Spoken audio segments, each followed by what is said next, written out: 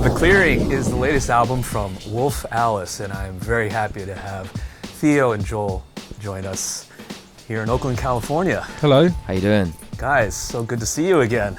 Have we seen you every single album we've made? Pretty much.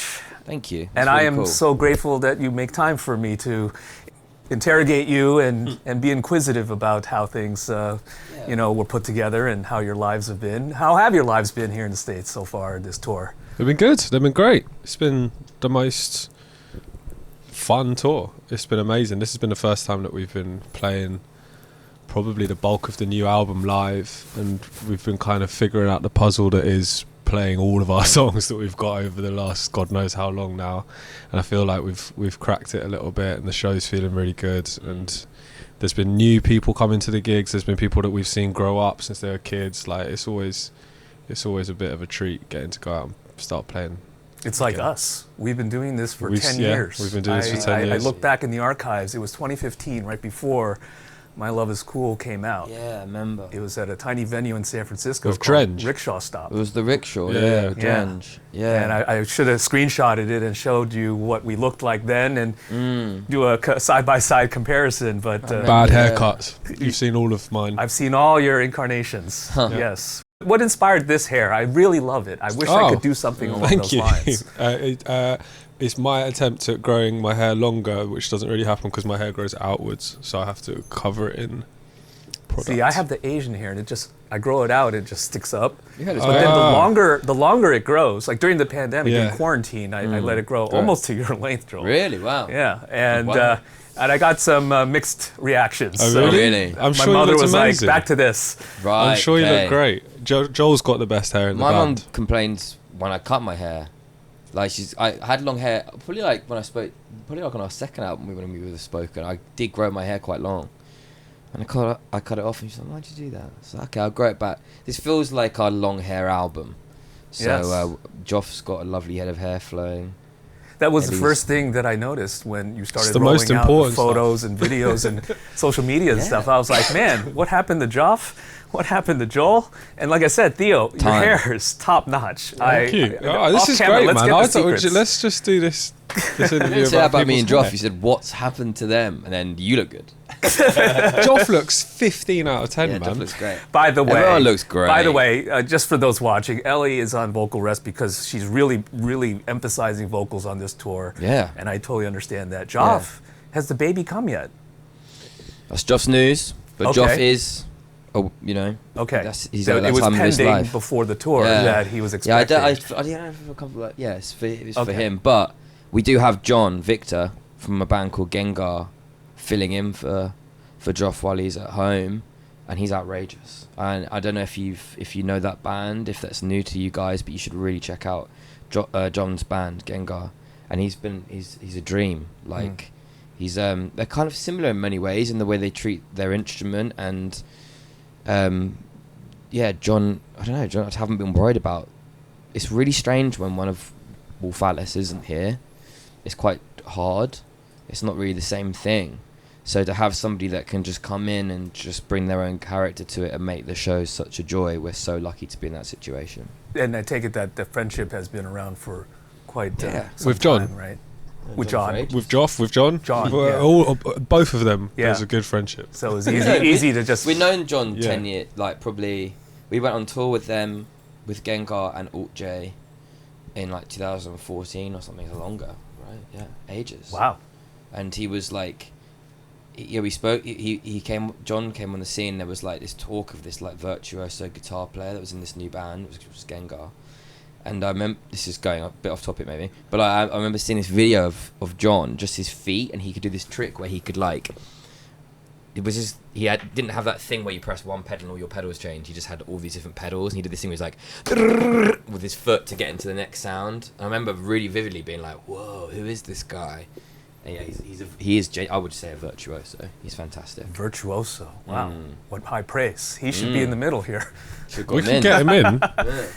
He's probably practicing his guitar somewhere, hence why he's so effing good. And at I his take it that instrument. it just took him a short period of time to learn all the songs. And I don't know how long it took him in private, but when he came to rehearsals, he could play everything. He's Yeah. a teacher as well. He's one of those amazing people that can understands music as a language a bit better than some of us, maybe. Yeah. So yeah, I think we played 38 songs over 2 days with him.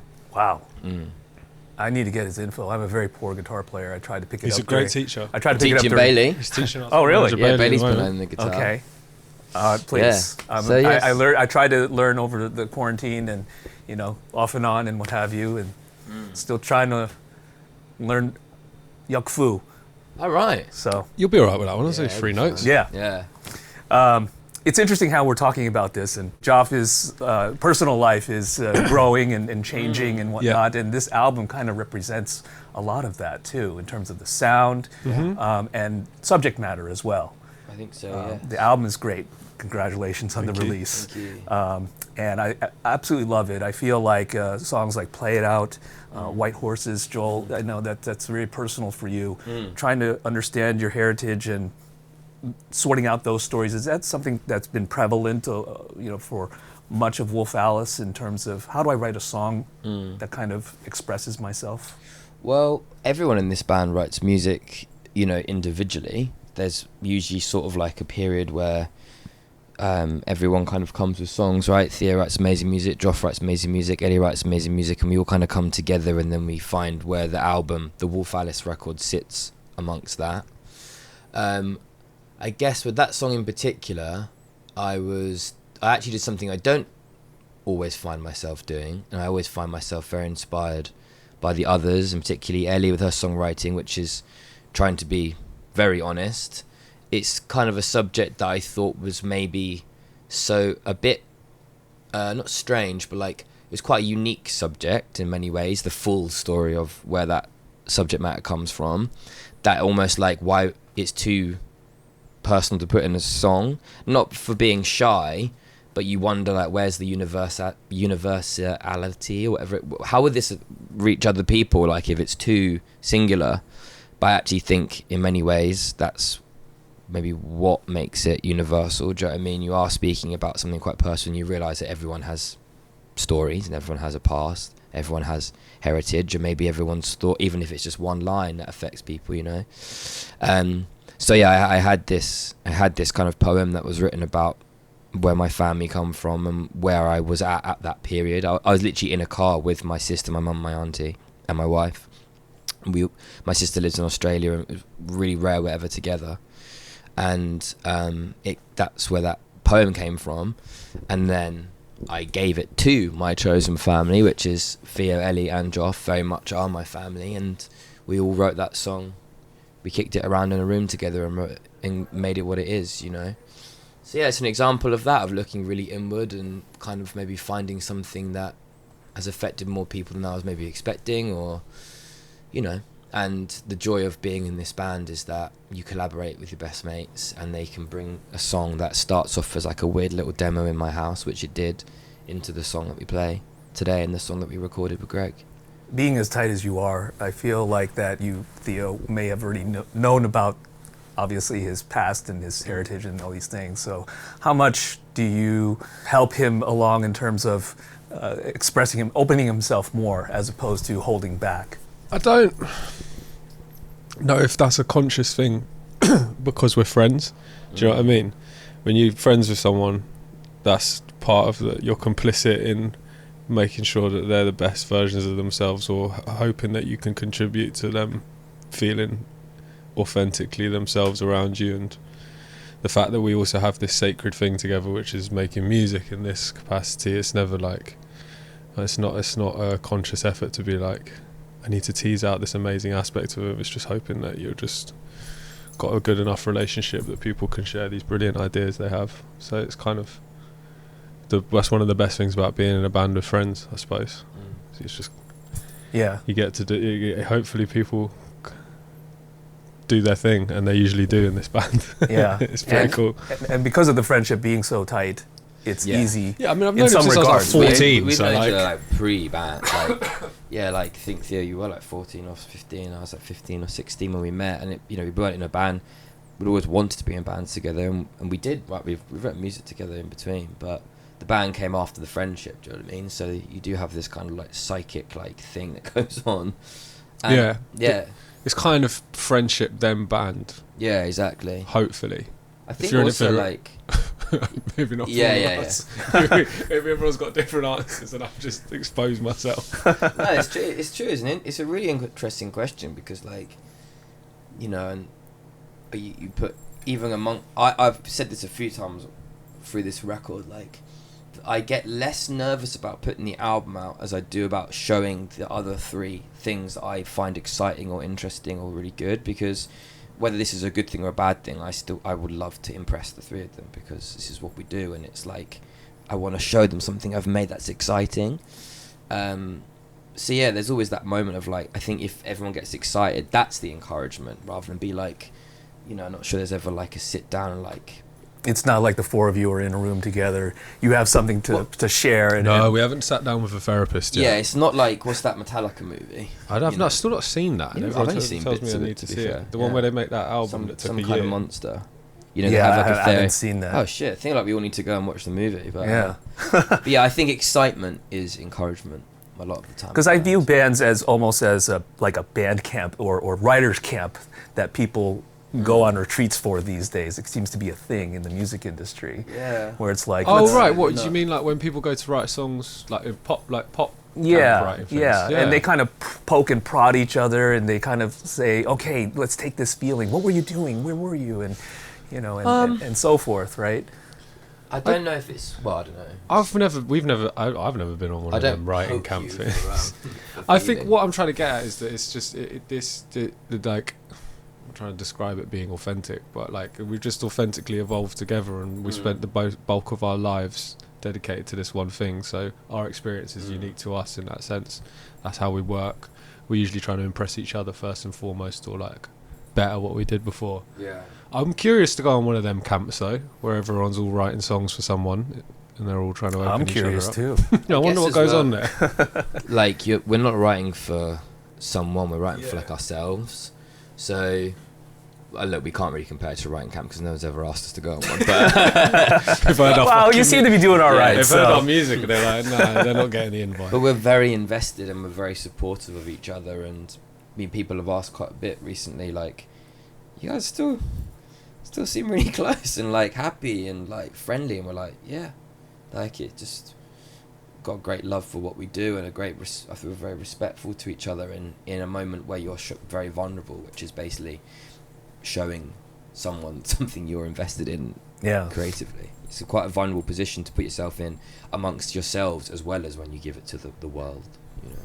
I know I want to impress people, my mother, my Right. friends and family. I want to be proud of my work and those kind of And I'm things. sure they are, man. And I find it curious that you both say you are always coming to the table to try to impress each other. Yeah. Well, I think there's a lot of. I've heard some of my favourite artists talk about that, where they're trying to like. There's something. I'm not going to describe it as competitiveness, but like when people are trying to.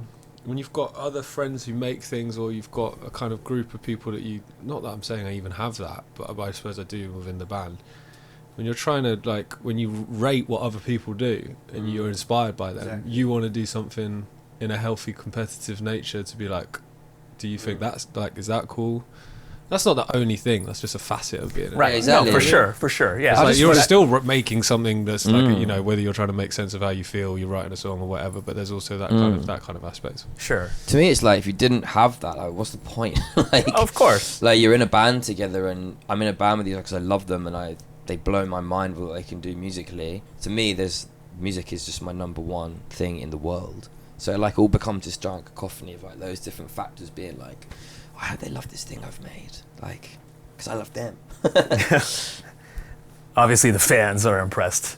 I hope so. You know, with Yeah. with the reception that you've been receiving, as Oh, well man. as being nominated for the Mercury Prize for the Yeah. fourth album in a row. Congrats on that. I mean, Yeah. fingers crossed. Yeah, I mean, well, look, on that point, it's just really great just to be recognised by that award. We're really lucky, really grateful. How does your family take to all this? In what sense? What in terms of what we do? Yeah. The longevity of this career, because it's so unstable, right? And being nominated for awards, given awards, actually winning and things like that.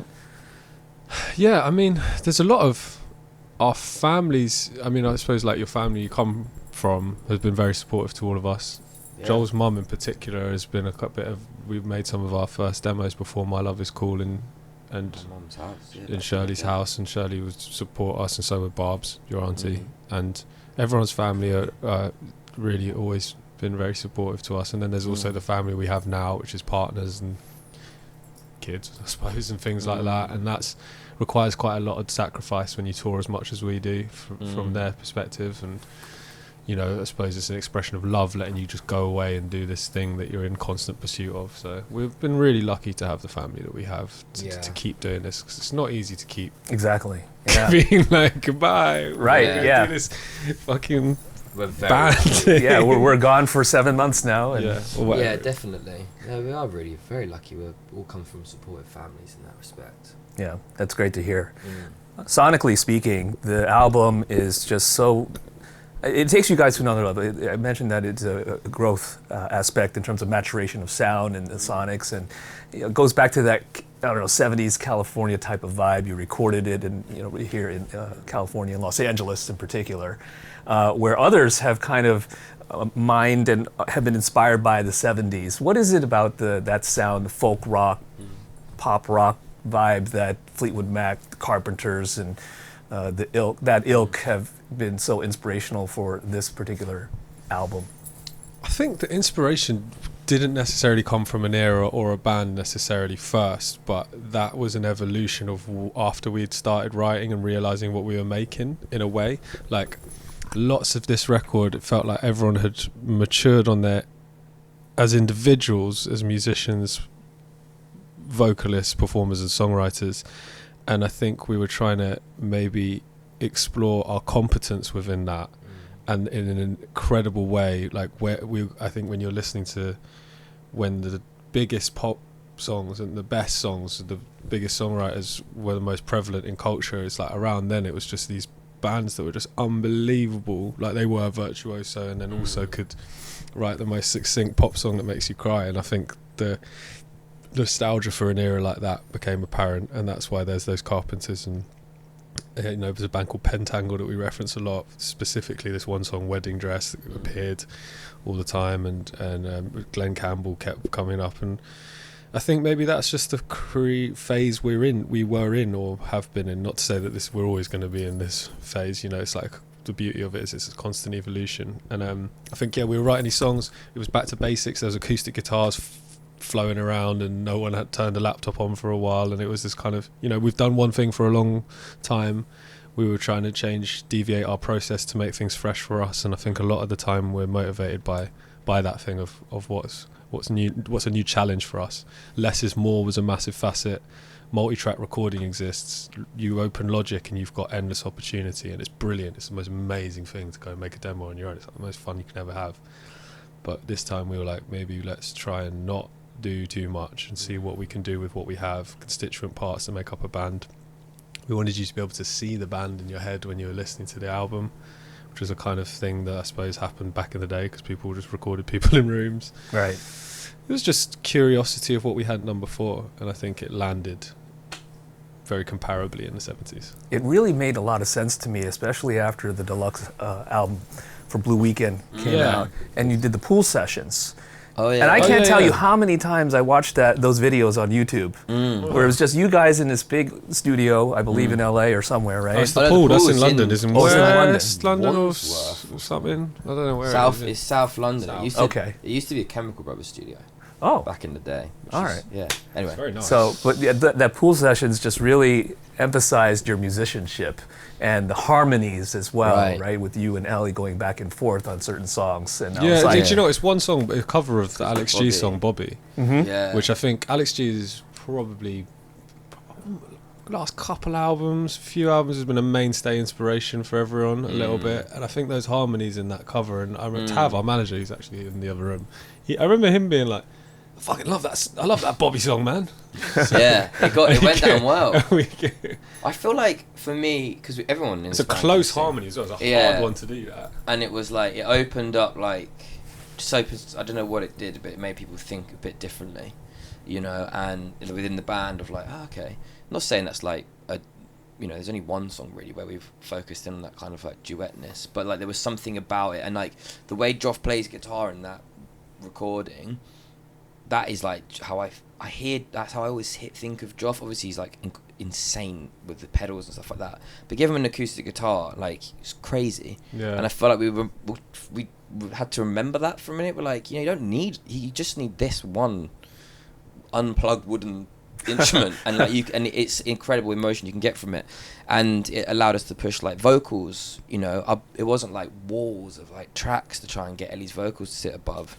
Her vocals are like one of a kind, and they sit where they should be sitting in this record, and me and Theo just locked in the grooves, and quite a few of the songs are like, they're just kind of like tight and almost like live, and in the same way that in those pool sessions, like we're not fucking around, Right. It's just playing. Right. So it was, that felt, you're right to pick up on that. And Blue Lullaby, the EP we did as well, I think we all just really loved that, and we actually reimagining some of those songs from Blue Weekend that way, we were like, oh, maybe we prefer this. So it was kind of fun to lean into that world. Right. And that's exactly what I'm hearing. And when I first heard a few of the songs, like Blue Baby Bloom and so forth, I was like, all right, I kind of foresaw some of this coming, right? Bread, butter, tea, sugar, same thing. You guys are just jamming on that song. It's musically just so addictive, but then there's just these changes in there, the harmonies as a tinge of Arcade Fire. It's like craziness. His bass line at the end when he's doing it live is outrageous. I thought I gave enough. I've not played that right. I thought I already gave enough praise to Theo, but yes, that bass line, Theo. Thanks. Amazing. Yeah, that's fun. That song's fun. That song's supposed to be fun. I love the lyrics in that song. I think Ellie's humour on this album is really good. Yeah. That was the song when we were doing the demos. I'd wake up in the morning, I'd be like, what the fuck is that thing in my head? And it was I was like, is that, it was called, that song was actually called The Clearing originally. And I was like, it's that thing Ellie's written. And I was just waking up doing that every day. And yeah, it was just, it's really fun live, it's fun in the studio. Probably the one where we like kind of unshackled ourselves from kind of like, there's no like core, do you know what I mean? Who knows what the chorus is on that song? So it was kind of a bit more flow freeing, That's what I'm saying. You guys are just jamming. It just keeps going, and then You'd be surprised how considered the jamming was on that song. Like, especially the end bit, how it kind of came. Wait, is there like an extended 10-minute version? No, there is a version, Ellie's original demo that has an extra section. But yeah, there's many versions of that song. Like all of our songs, there's probably fucking 6 versions. Man, I would love to hear that. Don't know if you would, if you actually did listen. I would love to sit in on a rehearsal, or just like how you guys kind of mesh together and flesh we've got out sound songs. check in a minute. You come. Absolutely love the album. Thanks, Thank you very man. much. Congrats on that, and so great to see you guys. Yeah, you too. Thanks, Thank you. Look forward to this It's always show. really nice that you give a shit every time you put an album out. So thank you very much. Please, I appreciate you taking the time out of your hair care to. By the way, I am wearing socks. Anyone watching? I'm just quite short. Oh, have you got anxious that you've got? I'm worried people will be like, is he not wearing his socks? Or is he wearing I don't know if the camera's going to Just a focus bit- on he's that, got- but he's you've just exposed yourself. raw so. dog in a pair of Chelsea boots. No, I'm not doing that. Joel and Theo Thanks, from man. Wolf Alice right here on B-Sides. Goodbye.